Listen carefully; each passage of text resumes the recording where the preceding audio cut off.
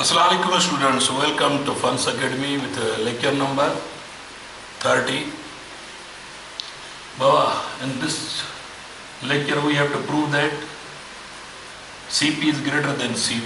Molar is specific heat capacity. Molar is specific heat capacity at constant pressure is greater than molar specific heat capacity at constant volume.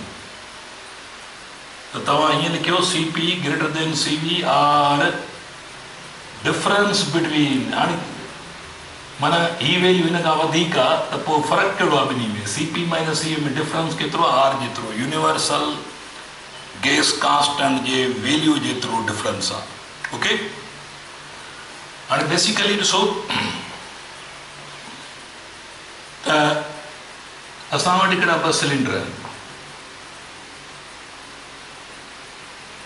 बाबा करणो छा आहे ॿिन्ही में 1 मोल gas आहे हिकिड़ो सिलेंडर आहे कांस्टेंट प्रेशर ते प्रेशर हुनजो घटायूं वधायूं नथा ठीकु आहे हिन में अंदरि 1 मोल मालिक्यूल तसवर कयो ॿियो सिलेंडर आहे हिन में बि 1 मोल मालिक्यूल ई आहे हाणे n is equal to 1 हिन में बि number of moles is equal to 1 आहे ही फिक्स्ड वॉल्यूम आहे माना हिन जो वॉल्यूम v आहे हिकिड़ो ई वॉल्यूम आहे ही कांस्टेंट वॉल्यूम लिखंदासीं कांस्टेंट वॉल्यूम वॉल्यूम हिते कांस्टेंट आहे ठीकु आहे हिते प्रेशर कांस्टेंट आहे कांस्टेंट प्रेशर हाणे प्रेशर कांस्टेंट आहे माना हिकिड़ो ई प्रेशर आहे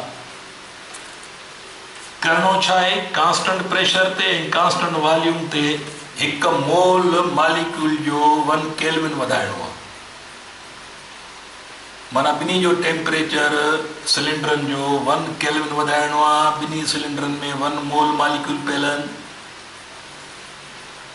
त हिते डेल्टा क्यू अमाउंट दाख़िल कबो हिते बि डेल्टा क्यू अमाउंट दाख़िल कबो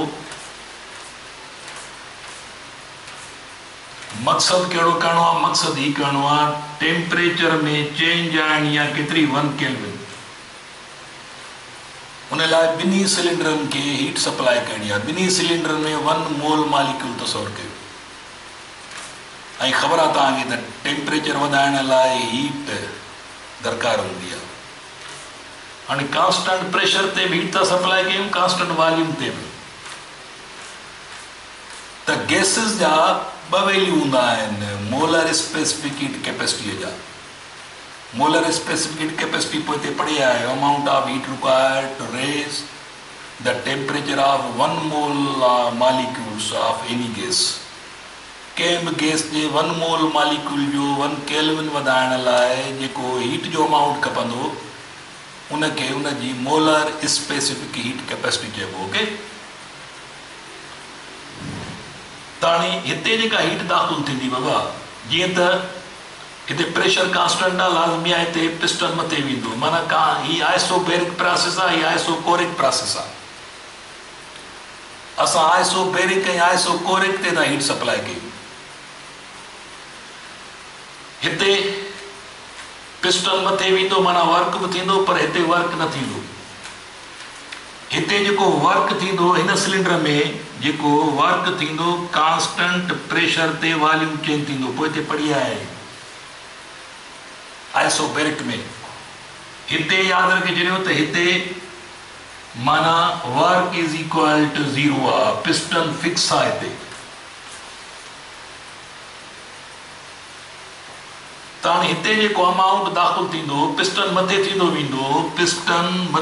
वेंदो माना वॉल्यूम चेंज थींदो वेंदो साॻे ई प्रेशर ते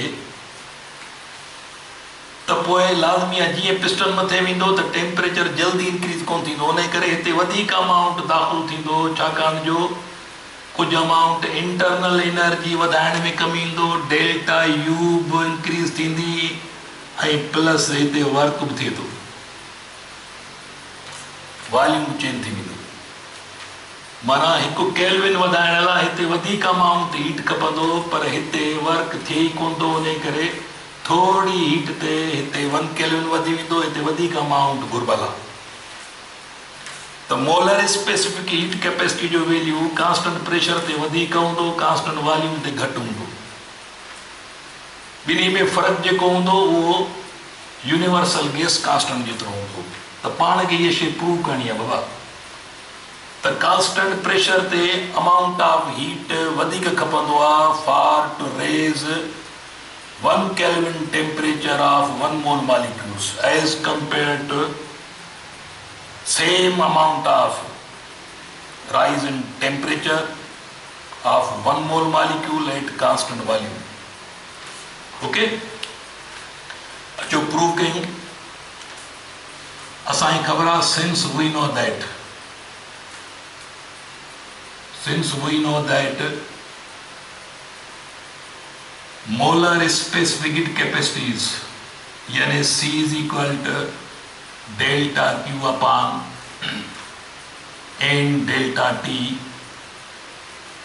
or delta Q is equal to MC delta T। ये सारी इक्वेशन सां ईअं लिखूं था,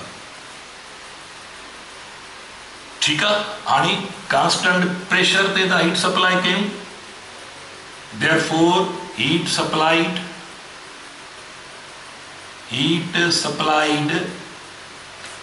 at constant pressure will be छा कंदासीं बाबा, डेल्टा क्यू कांस्टेंट प्रेशर ते सप्लाई कयो त molar specific heat constant pressure ते डेल्टा टी। इहा equation number 1। And heat supplied at constant volume and heat supplied at constant volume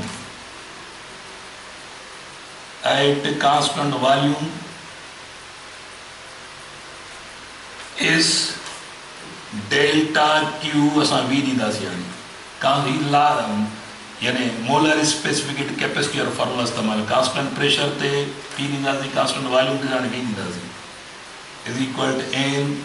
हाणे C जे base में constant volume for delta T। ठीकु आहे बाबा, इहा तव्हांजी इक्वेशन नंबर थी 2।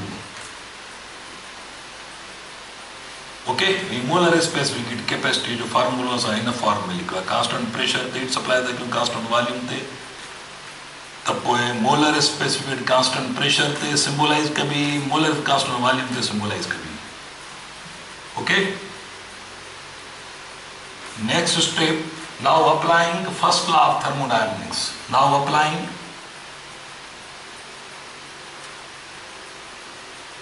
First law of thermodynamics।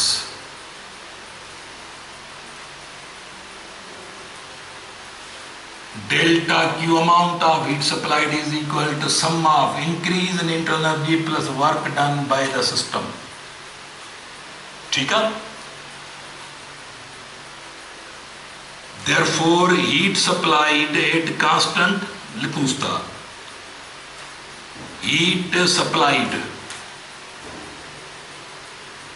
at constant pressure will be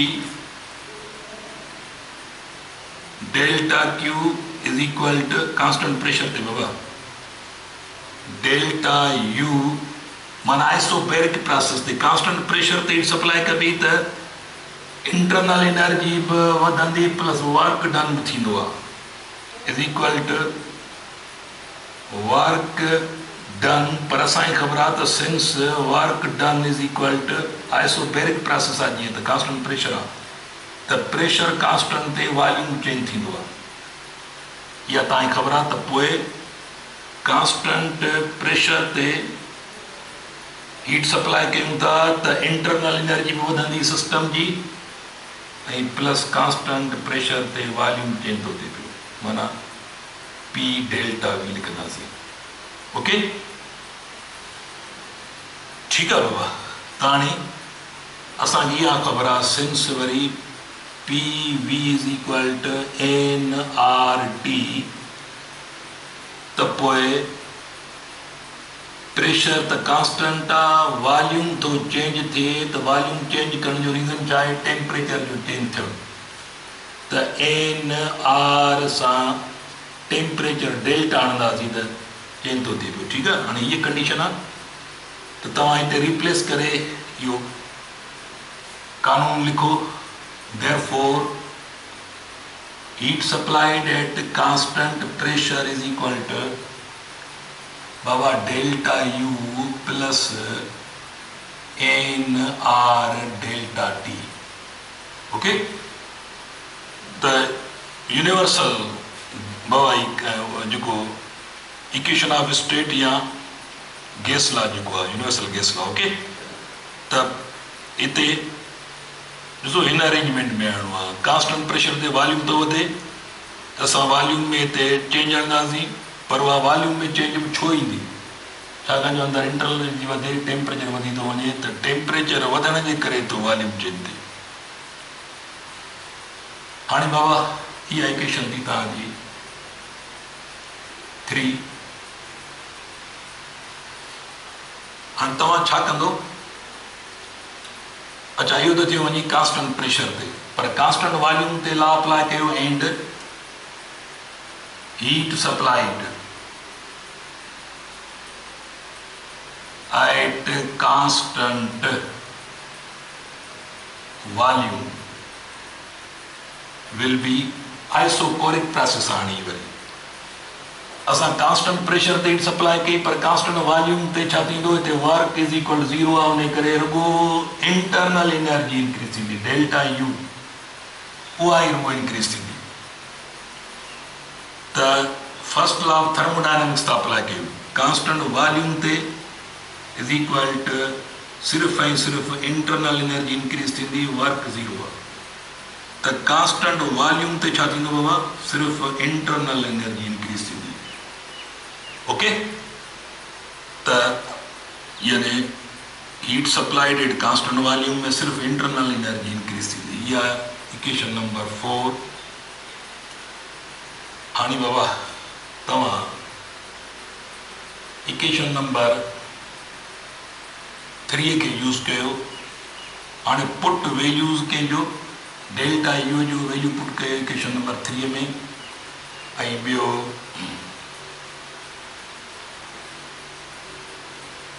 substituting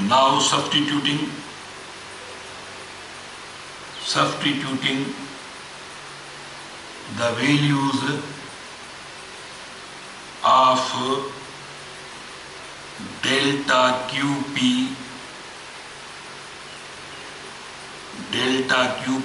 from equation from equation 1, ये equation 1 था, and value of delta U from equation 4 in equation 3।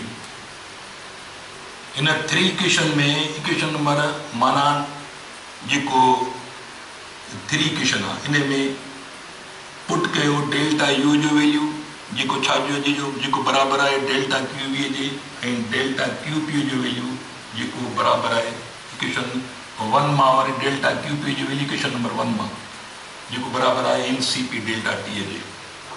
Okay, त therefore त पोइ बाबा ॾिसो असां छा लिखियो आहे, substituting the value of delta Q P from equation 1। हाणे इक्वेशन 1 ही आहे, डेल्टा क्यू पी जो वैल्यू छा आहे? N C P delta T. कंहिंमें था पुट कयूं? इक्वेशन 3 में, इक्वेशन 3 में था पुट कयूं। ओके, डेल्टा यू जो वैल्यू छा आहे? डेल्टा वी यू जो वैल्यू आहे delta Q V is equal to delta Q V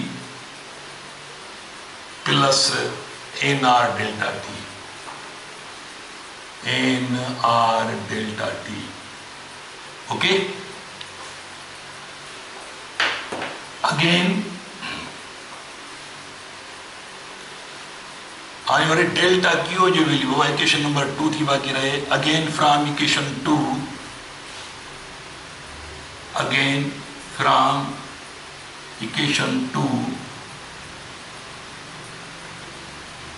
equation 2 substitute the value of delta QV. Substitute from equation 2 substituting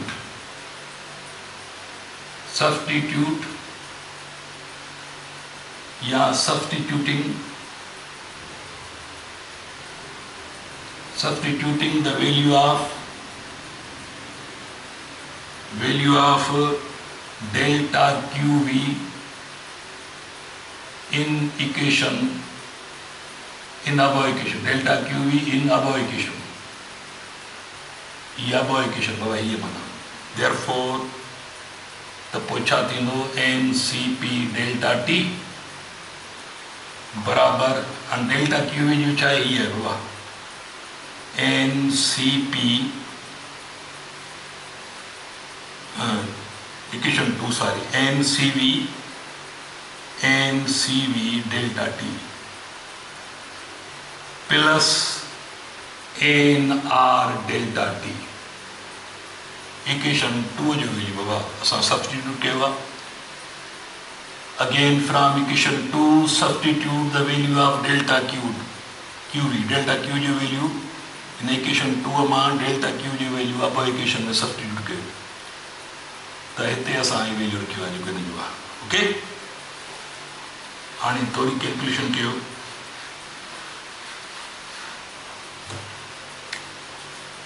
NCP delta T बाबा ही ट्रपाए जो है बराबर minus थी वेंदी NCV डेल्टा T बाकी एडी रहियो NR delta T.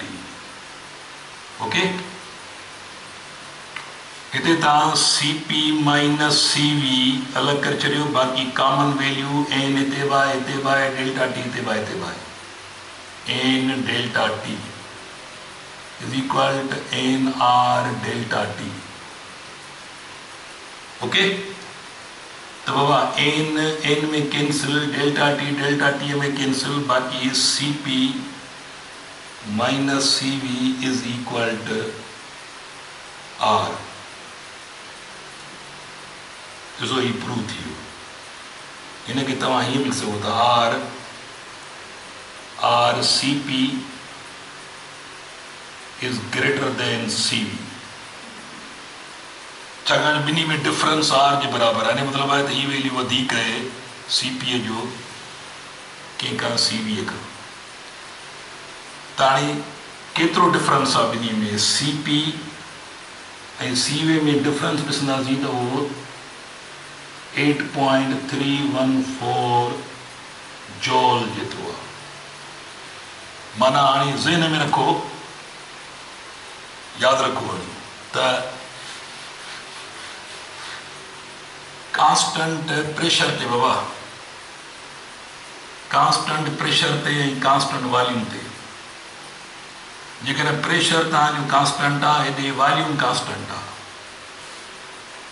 N is equal to 1 मोल हिन में बि आहिनि हिन में बि आहिनि. त जेकॾहिं हिते हीट सप्लाई था कयूं 100 जूल कांस्टेंट प्रेशर ते त हिते 100 मां 8 या मिसाल हिते असां सप्लाई था कयूं हिते 100 जूल था सप्लाई कयूं 100 जूल था सप्लाई कयूं कांस्टेंट वॉल्यूम ते. ठीकु आहे त कांस्टेंट प्रेशर ते वधीक अमाउंट खपंदो केतिरो 108.314 जॉल्स. हिते जेकर अमाउंट 100 जूल आहे molar specific heat constant volume ते त CP जो वैल्यू थींदो 108 माना 8.314 वधीक आहे. त CP माइनस CO में फ़र्क़ु केतिरो हूंदो ही ॿिन्ही खे असां डिफरेंस कंदासीं त 8.314 जूल मिलंदो. त कंहिं बि गैस जे हिकु मोल